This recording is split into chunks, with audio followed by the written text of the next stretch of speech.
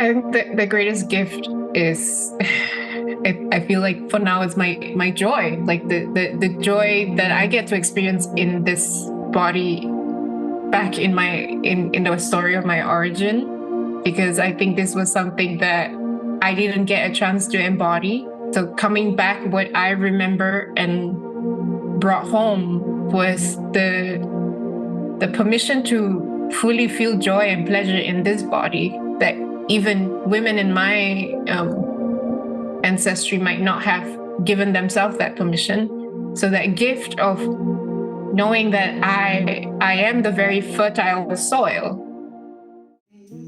Welcome to the Voices of the One Mind, where the elixir of wisdom flows freely. Join us as we dive into the profound thoughts of extraordinary human beings who embody wisdom, offering insights that serve as a bridge to awakening. Unshackling minds from the chains of suffering, our conversations pave the way for enhanced health, enriched lives, and exponential spiritual growth. Get ready to sip on the nectar of the One Mind with us.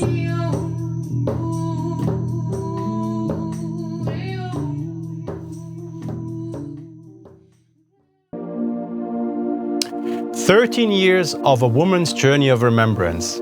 As you know, in the Voices of the One Mind, we invite guests that are on the way, as the great Chinese Zen master Huang Po named it, to share their awakening moments, their insights, and their wisdom. Today with us is Malika Avani, who joins us from Singapore. She's a multi-hyphenate medicine woman, poet, creative consultant, documentary filmmaker. Her journey of remembrance began 13 years ago when she left the stability of urban life in an Asian metropolitan to answer the call of the Great Mystery. In these 13 years, she has traveled through 30 countries and recovered soul memories from different places and sites and traditions, and from being in the presence of elders from various tribes and cultures. She is the founder of the Healing Drum, where she travels the world and facilitates workshops and transformative retreats to connect people back to their regenerative rhythmic bodies. Welcome, Malika. Hi everyone, how are you? Thank you very much. It's great to have you. Great to have you as a voice of the One Mind, and I'm thrilled to share your experience and the beginnings of your path and what it brought to you so far in life. So. As we have heard in the intro, you started a long journey. So practically speaking, you made yourself on the way, so to speak. What was that call exactly? A good first question. I think it was the feeling of there was something more than the day-to-day life. I was working in television, and there was a call to know myself outside of what other people told me about myself. So the call was to answer the call of facing my fear of being alone, or the idea of what it is to be alone. So it was a very strong call to leave everything behind and embark on this journey. When you went on that, when you felt the call, the urge to go on, to make yourself on the path, on the way, which is not only like a physical path, it's also like the spiritual calling, as you said, the calling of the Great Mystery. How was that for you? Did you have dreams about? Did a voice talk to you, or how did that happen? I think within my then I thought was like an imagination of my writing and my stories, I had a capacity to recall places that I've never been before. So I would write in details, for example, places like Cuba, and how I would write into details of something that happened there. And I would revisit it through my poetry and through my writing.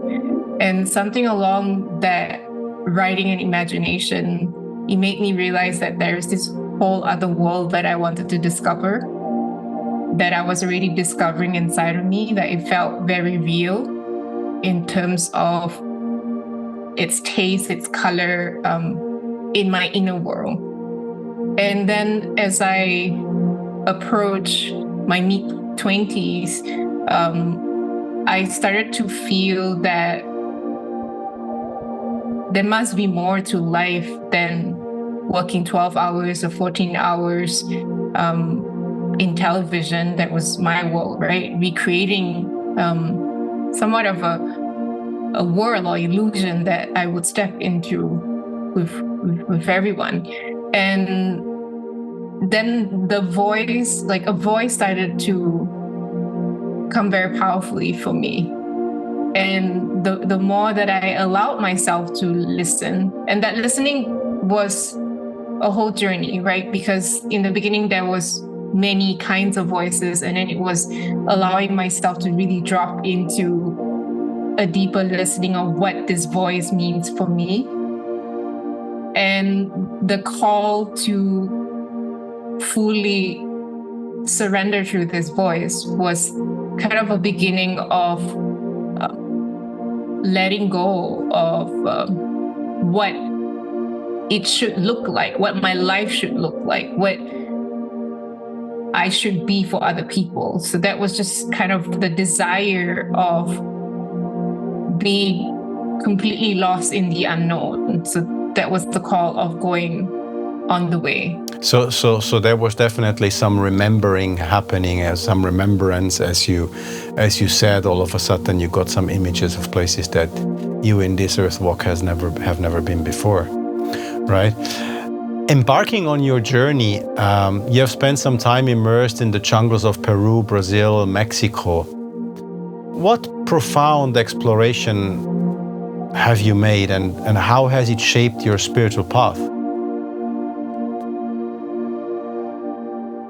I didn't know that I was on a spiritual path. It wasn't like I'm going to go on a spiritual path. It wasn't something that was my intention. It was a profound hunger to know myself outside of the construct of the world around me.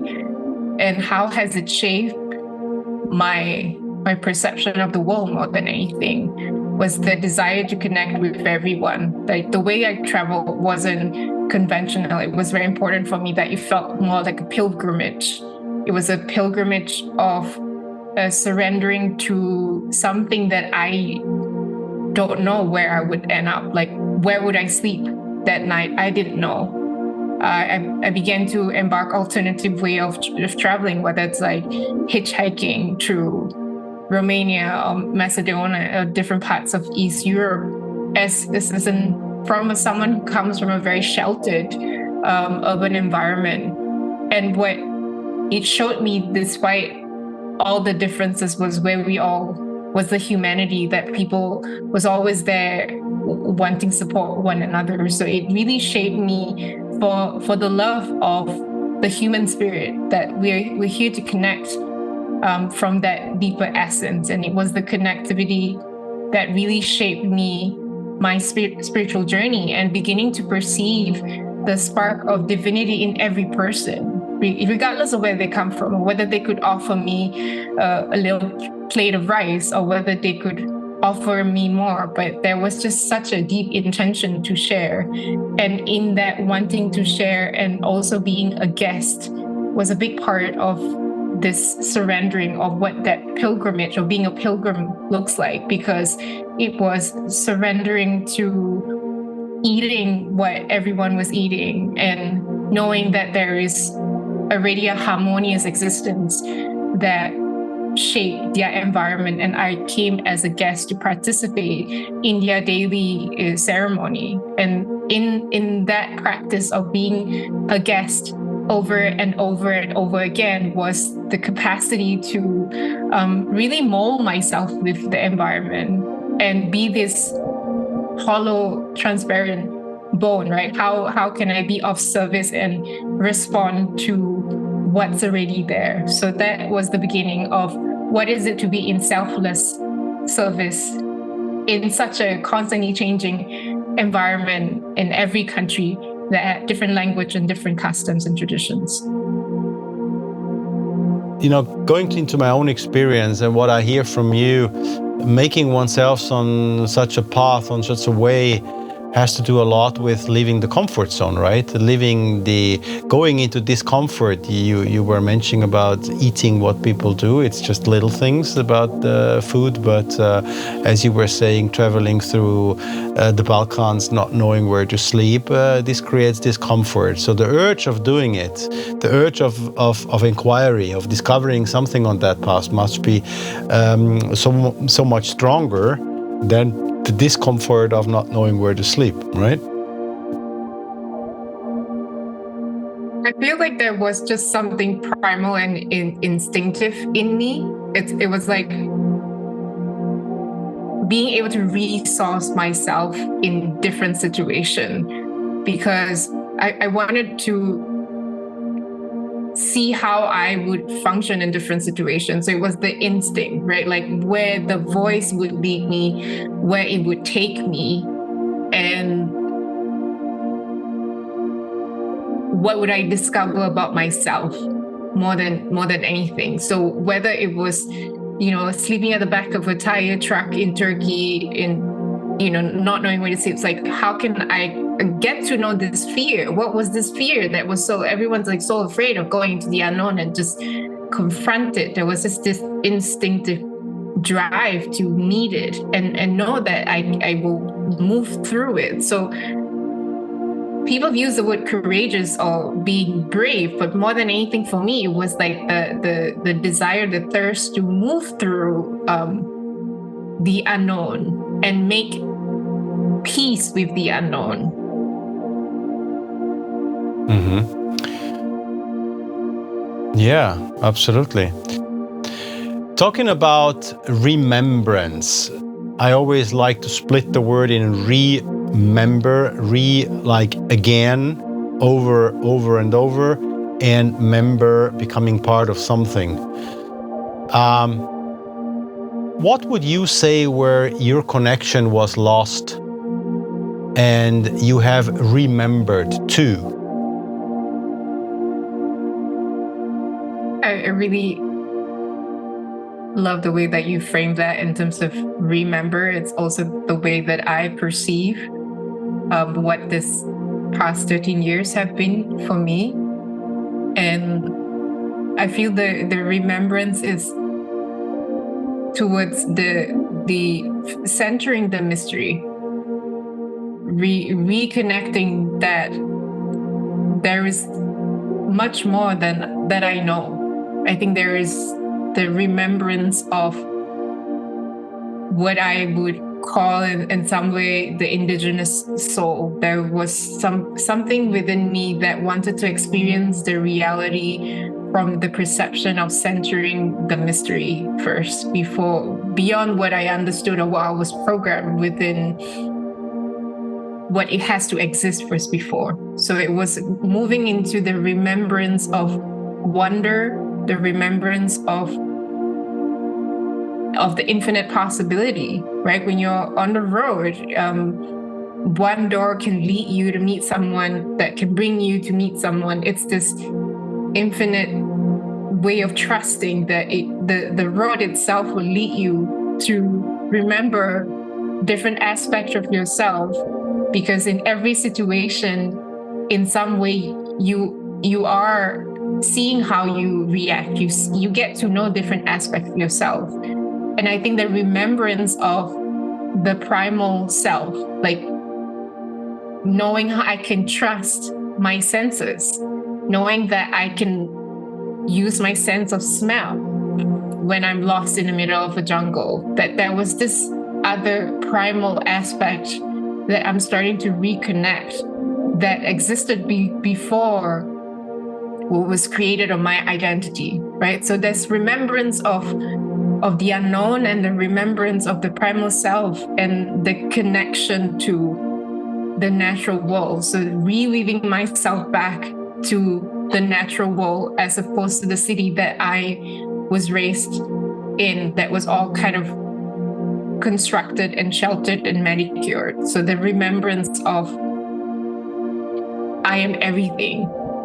I can be in everything and all at the same time. I like very much the sentence that you said, the remembrance to the unknown, because this is actually fundamentally where, as far as it concerns me, when people say, you know,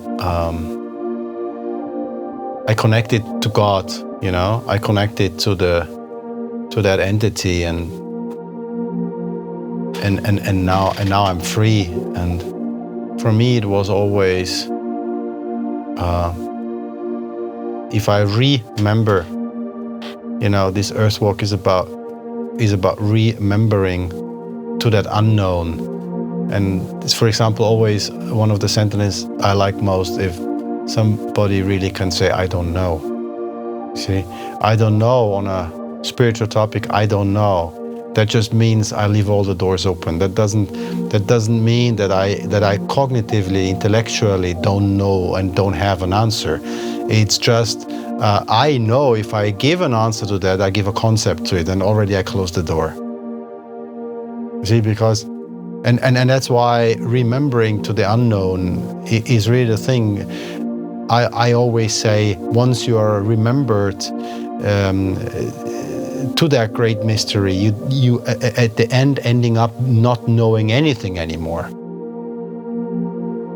And actually, this is the thing. People think that we need to read more books, we need to study more things, we need to get more knowledgeable on many things, even spiritual topics. And though it is exactly the opposite. We need to get all these books out of our head that we ever read, all these stories, all these films, in order to remember to the unknown, to the great mystery, and that's the beauty. How did this influence your perception on the world, on your earth walk, on your life here on Earth?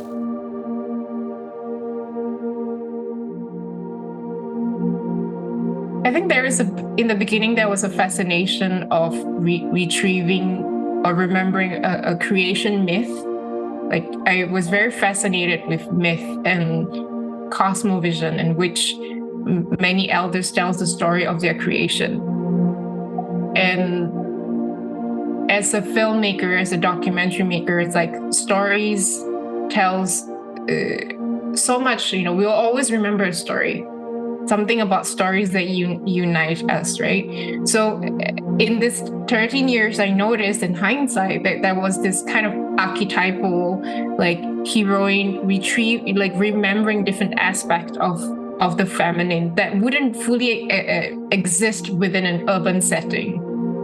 And so with that, if you would say that coming out of the 13 years, how it has shaped my perception of the world, it's like, it's to drop the story. It's like the very thing that I was fascinated about, where I would go really so much into, you know, the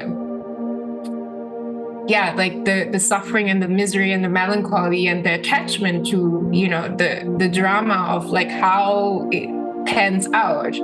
And I think the mastery of the alchemy that has come into over the recent couple of months have been to really step into the space of the observer, and with a very light-hearted way of perceiving, well, it has brought a lot of lightness in my life. It's brought a lot of joy that I am writing this script. I play along with it, but nor do I put too much emphasis in what is the end product, like what is the end result. Like, it became very clear to me that there's nothing to achieve in all of this. It's just being able to move and dance into the different spaces and bring this childlike innocence in it that has brought me a lot of peace and kind of reconciliation. That there's not, like, when the more that before I would perceive things in black and white, it was like, no, they're all kind of different spectrum and texture of life. And there is almost like this release of this burden and that liberation that happens with me, that there is nothing else in the external that would touch me, because I have resourced myself from within and continuously sit in a space of the observer, and be able to hold myself in all this ebb and flow and all the different things that come through, and really embody what that knowing is. Very beautiful. Dropping the story is a line that I want to pick up here. On the way, I think one milestone on the way is that it is understood that it is a story, that it is a play. And one thing is to drop the story, and I would say, the moment the being is aware that the being is the story writer, but is also the actor and is the audience and is the screen, the white blanket on where the movie is played, and also the producer and everything in that, by just you can play that role, but being aware is a milestone on the way. It's very important, because you can play a role, but by being aware about it, you can always retract yourself out of that role. You see, and also, if you're aware about that, you were mentioning drama, and there is no need anymore to go very deeply into the drama, because as it was for me in my younger, when I was a youngster, when I joined the Self-Realization Fellowship of Yogananda, I got to understand, that there is no need to go into this deep emotional drama. I have been attacked throughout my life when people always told me, yeah, but emotions are important, and I always say, please, do not confuse feelings with emotions, because emotions is kind of a frequency wave. That's how I always perceived it. It's like a frequency wave that is coming from drama. There is some drama, some story, and if the frequency is good enough, it creates that thing that people call emotions. While true feelings is an expression on what you want to call from the heart. It's a very pure thing, and so yeah, dropping the story is a very good one.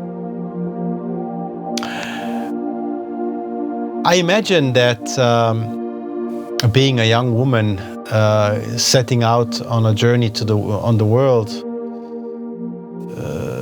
There have been some fears.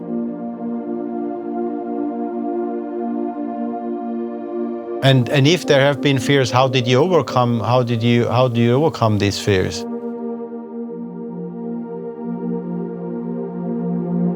I mean, the fear is always there. It's to do it with the fear. And I think with my relationship with the unknown, it's specifically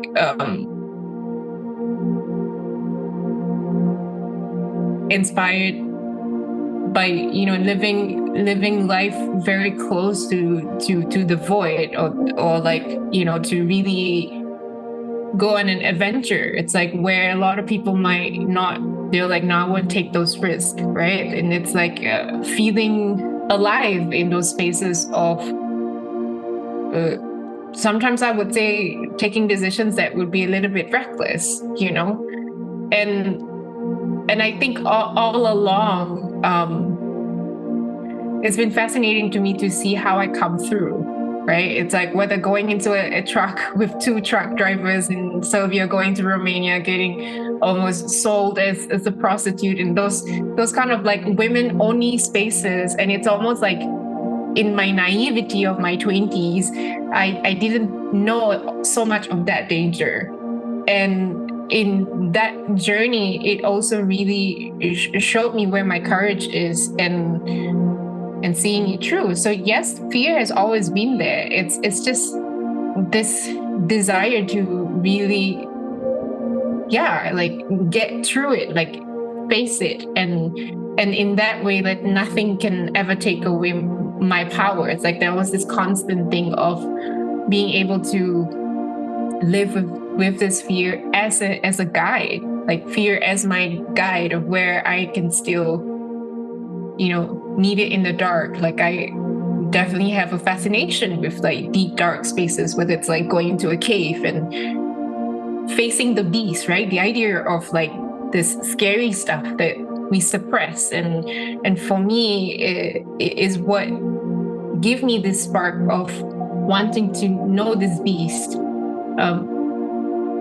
Because through my journey, I realized that it's just a part of myself that I haven't grown to love and accept. So yes, there's been fear. How did I confront it? Just moving through it. There's just no other way that would make me the woman that I am today if it wasn't me embracing that fear, regardless. Beautiful. The beast is part of me that I haven't got to know. That's a good one. And this is an important message to the people out there and to the audience. Very beautiful that you mentioned this in that way, and that you came to this inner standing. Because there is nothing in the outside. The beast is not in the outside. So if we search the evil or the beast in the outside, we'll never find it, but we also will never liberate ourselves and get into this everlasting freedom.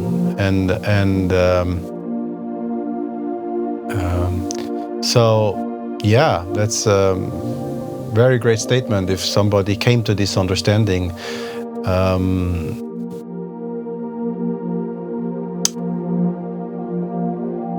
what for you is the greatest gift on walking the way? The way as meant to start your path on a spiritual awakening that you started 13 years ago in a way. I think the greatest gift is I feel like for now it's my joy, like the joy that I get to experience in this body back in the story of my origin, because I think this was something that I didn't get a chance to embody. So coming back, what I remember and brought home was the permission to fully feel joy and pleasure in this body that even women in my ancestry might not have given themselves that permission. So that gift of knowing that I am the very fertile soil that new things can grow. I think that union or that communion with wild nature and me has become quite an intimate discovery. So that's been one of the greatest gifts, as well as the fearlessness to know that I can just pack my bag and go. Like, not to run away from anything, to intentionally come back to the great mystery of the unknown, which is also my mother. and just walk. Like I think that is such a liberating feeling to know that with all the experiences and all the skills that I have with me, that I can just, I don't know, I have this vision of like the mystic, right? You just walk into the desert, walk into the way, and have this continued conversation with silence, which is, I call my teacher. And that in itself will be enough. I think the enoughness and the fulfillment that I feel in my body, in myself, has been the greatest gift amongst, in this current stage of constant scarcity that we're sold, that it's never enough, that there should always be more of this construct of the world. When sometimes I walk along the streets and I truly feel like a very rich woman, because I am blessed to have been myself through all of this, like the opportunity to know myself and not know myself, right? It's that, to lose the self. So I think the greatest gift has been the eternity, the eternal now. Like, okay, I think that's been a very beautiful jewel to remember, that it can last for as long as it is, or it can be just a blink of an eye, right? So that gives me a lot of joy, that it can be so simple, and it's in the simplicity that I truly feel the gifts of the mastery is. Losing the self is something I want to pick up. Very beautiful statement. Losing the self is exactly, one could say, definitely a great gift of such a journey, of such a path. And we are never, as long as we are on the earth walk, we are not at the end of that path. There is never an end to that path. Losing the self is kind of, we are telling ourselves a big story by growing up of who we are and where we come from, and we have all these social constructs and social rules, and that creates patterns, and these patterns are nested very nicely into a comfort zone, right? And then we create this castle that no force of the world can ever enter and destroy and conquer, right? So who else, by staying with this metaphoric of the castle, can destroy that castle? Only the Lord or the Queen or the King who lives inside the castle, right? So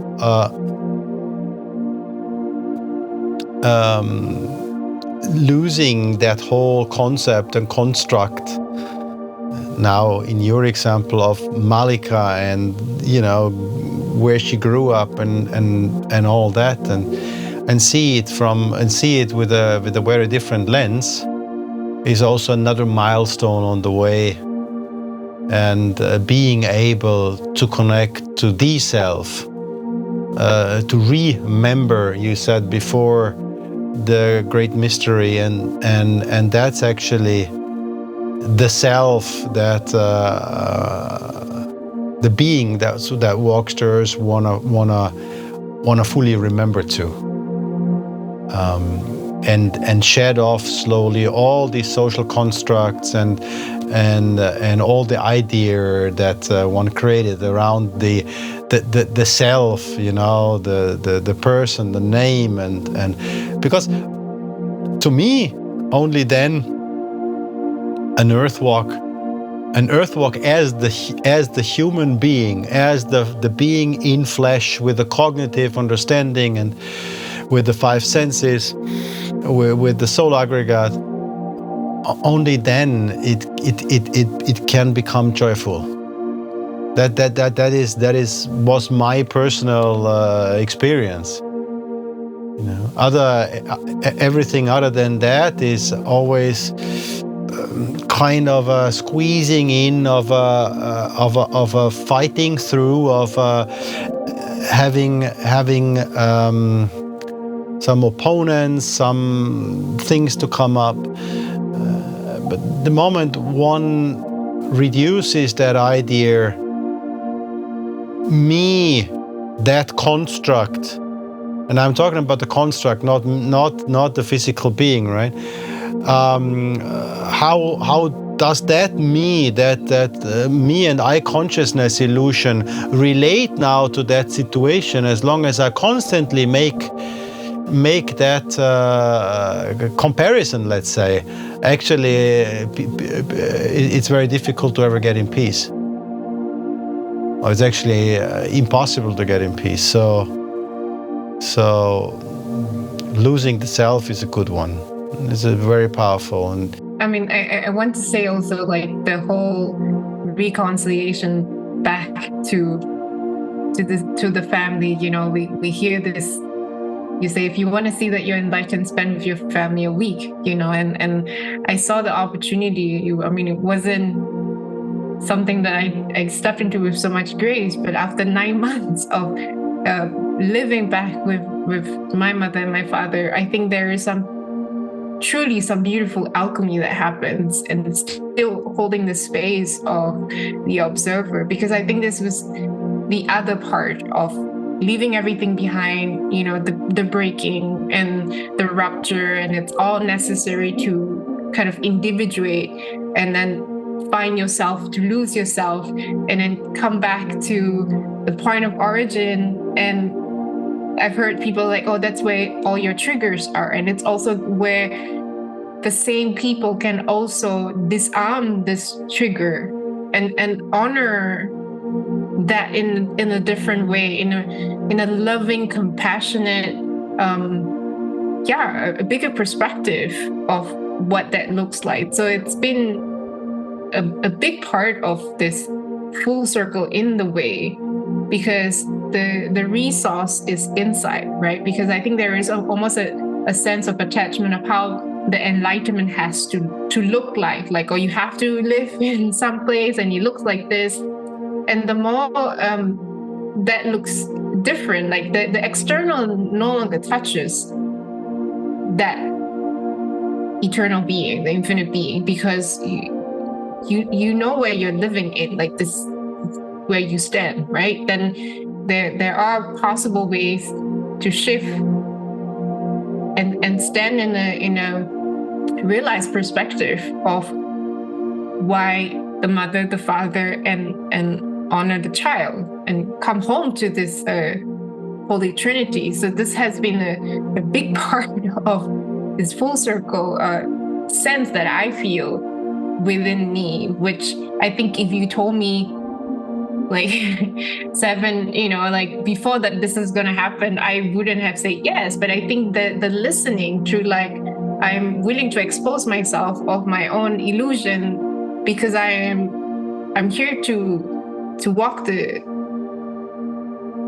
truth, find to be in the space of vibrating this and living it, and even though it means letting go of a lot of things or other concepts of how it looks like. So it's almost like I'm not attached to the result anymore. It's just I'm here. I show up for it the best way that I can, and there is a lightness to that, and that's beautiful to experience. Not being attached to an outcome, meaning not having expectations. Wonderful. Another milestone on the way. It's a very important one, because don't we in society, people who are not on the way yet, that is the great suffering. Everything that is done with an expectation of an outcome, whatever that outcome is. I go to the Luna Park, to the fun park, because then I will feel happy and I will be good. I do this business investment because I make a big deal and I get more money back. I go out in the evening with my girlfriend and we spend a fantastic night. And all of that I just mentioned, these examples, can be interrupted in what other way. And then the suffering starts, because this didn't happen. Yeah, the money in the business investment didn't turn back, and so on. And then we start to have all our movies in the head, and then the suffering starts. And on a spiritual level, we know where suffering brings us, and on a physical, mental level, humans get ill if they suffer too much, And then there comes a new suffering. So suffering is like a very endless. I always say suffering is like water on the oceans and sand corns on beaches on the world. It's out there so much, and it's completely for free, and everyone can choose to take as much as a person wants. Yeah, yet nobody has taxed suffering. Well, Malika, an amazing conversation. Thank you to, as one voice of the one mind, to share your voice, to share your beautiful path that you have been walking on your way. And I'd love to have you on other topics as the voice of the one mind. Very grateful for being here. Thank you for having me. It's been an absolute joy. Thank you for joining us on this enlightening journey with another voice of the one mind. We thank you for your support, and to ensure that you never miss a drop of this wisdom nectar, click subscribe and stay connected with us on the onemind.org. Until next time, may your path be illuminated with profound insights and growth.